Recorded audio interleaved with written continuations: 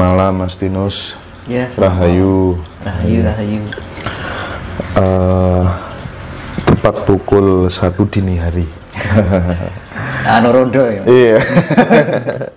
Kemunculan Mas Tinus ini di samping mengajar, mendidik, menginspirasi dan menggerakkan teman-teman yang masih muda untuk lebih masif lagi belajar tentang kesejatian, tentang kebenaran-kebenaran berdasarkan sebuah fakta dan logika atau kasunyatan begitu.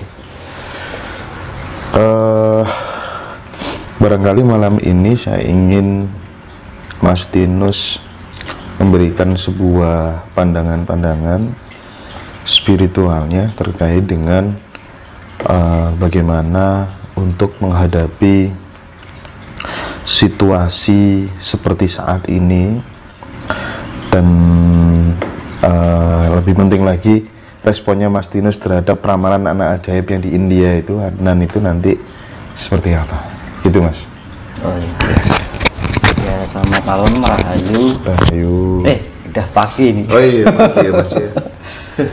Ya, ini kita sharing aja, nggak ada istilah diri atau gimana, nggak ada. Kita saling berbagi, semua juga untuk semua. Semuanya untuk kita semua maksudnya. Jadi memang situasi keadaan alam yang demikian rupa ya, kondisinya lagi tidak memungkinkan, dan kita sendiri harus bisa menyesuaikan apa keinginan alam semesta itu. Kita harus paham dengan itu, harus peka dengan itu, harus lebih meningkatkan intuisi dan kesadaran diri kita sendiri. Jangan sampai kita lengah. Supaya tidak lengah itu bagaimana kan gitu ya kan? Biar kita tidak terbawa arus. Ibaratnya dalam bahasa Jawa itu ngeli ning ora entuk keli. Kudu ngetokne bani purita sari suci kang ilini munggah kan gitu. Jadi jangan sampai kita terbawa arus, karena perputaran cakra alam semesta itu ibaratnya itu energinya lagi kencang-kencangnya. Karena kalau dari apa yang saya rasakan kan akan ada transisi perpindahan zaman, dan setiap zaman dahulu sampai sekarang itu transisi selalu ada, dan setiap transisi perpindahan zaman itu selalu diakhiri dengan bencana yang maha dahsyat. Nah, itulah yang saya bagikan untuk teman-teman semua, untuk saudara-saudara kita semua. Jadi intinya itu biar kita itu bisa menjadi orang yang merdeka ya. Kalau kita udah jadi bisa orang yang merdeka kan enak gitu loh. Jadi tujuannya ini kan ya, namanya ini bukan suatu ramalan ya, tapi suatu kepekaan rasa. Kalau orang Jawa dahulu itu ada sesuatu yang akan terjadi itu ada feeling gitu ya. Jadi kita harus peka dengan itu, jangan sampai kita lengah, dan kita harus di dalam kehidupan sehari-hari itu harus tetap jeli dengan sikap dan perilaku kita, perbuatan kita, ucapan kita, rasa kita, pikiran kita.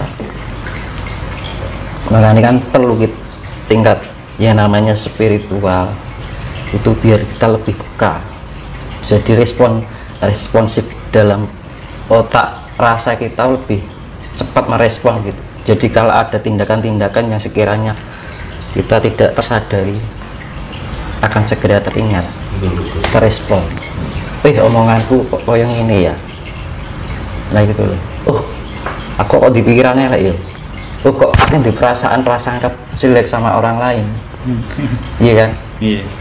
Padahal kita kalau berpikiran prasangka sama orang lain belum tentu kita sendiri juga baik, dan juga belum tentu kita tahu sebenarnya orang itu bagaimana. Ibarat dalam bahasa Jawa sawang sinawang kan gitu.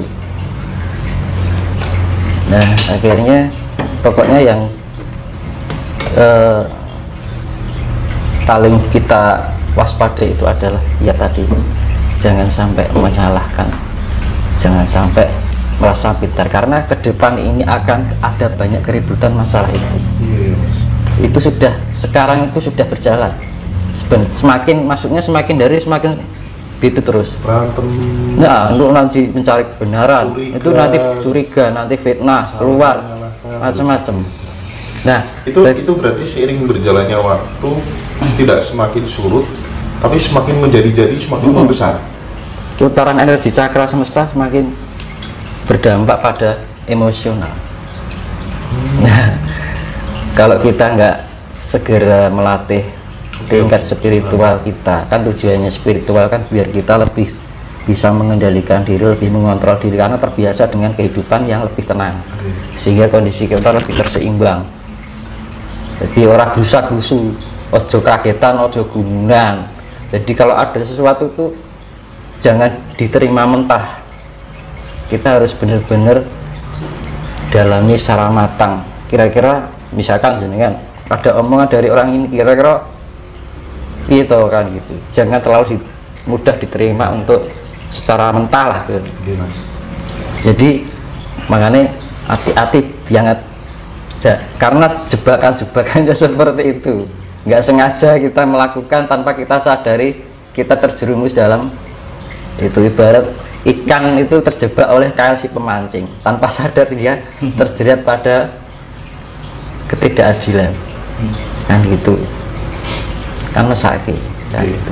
Makanya kan ayo kita sama-sama saling berbagi, saling ngasih, ojo sampai timbul rasa kebencian, itu dihindari pokoknya. Ini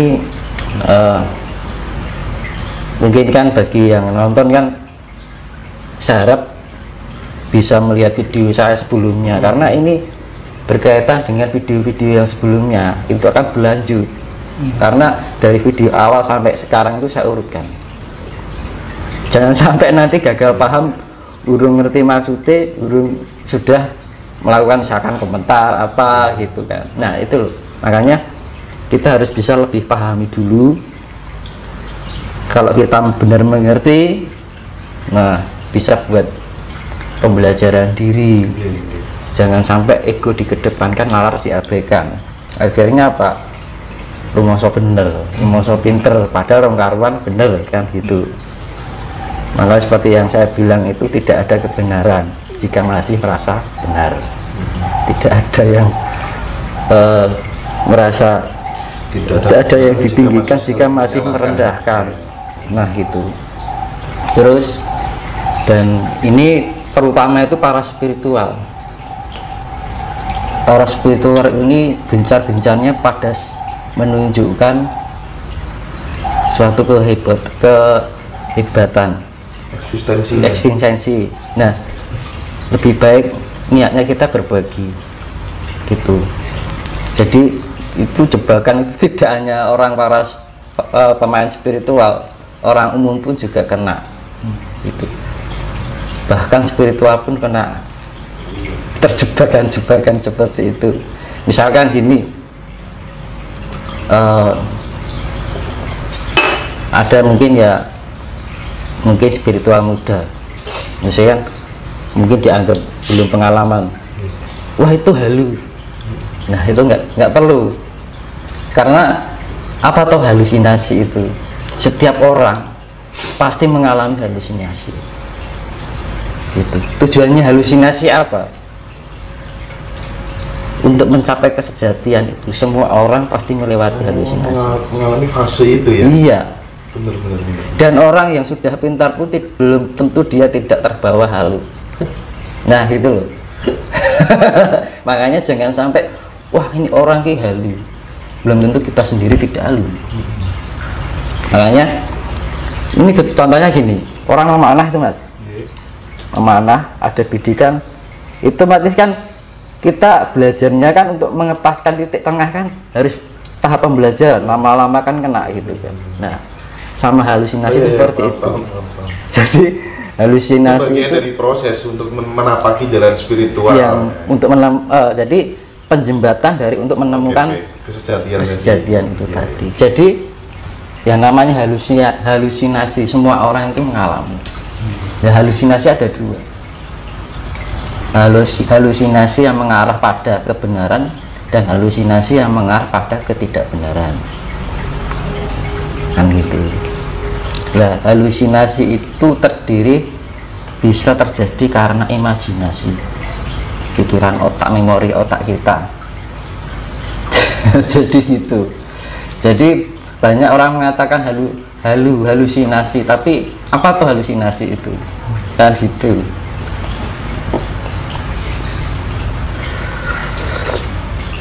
Jadi setiap orang pasti mengalami ya namanya halusinasi. Jadi kalau kita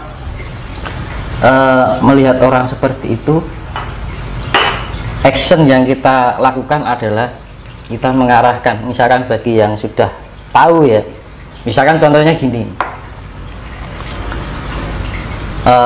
Mas, kayak orang latihan panas itu kan, ini caranya begini loh biar pas. Nah gitu, sifatnya jangan disalahkan atau direndahkan.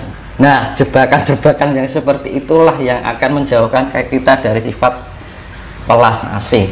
Ya intinya pokoknya melihat sesuatu yang sekiranya secara mainstream tidak cocok dengan diri kita itu, jangan terus kemudian menjustifikasi salah, menjustifikasi halusinasi dan lain sebagainya, karena orang itu mengalami